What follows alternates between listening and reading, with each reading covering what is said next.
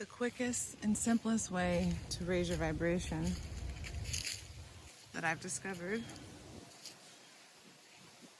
is stop doing what you're doing and go outside.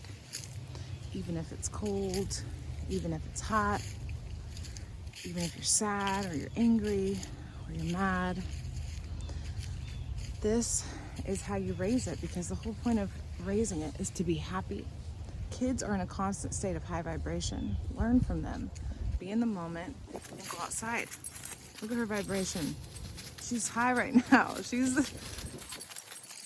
ready. You know what I'm saying? Go outside. That's how you do it. Experience the moment and don't have expectations. Just be in the now. Be in the moment.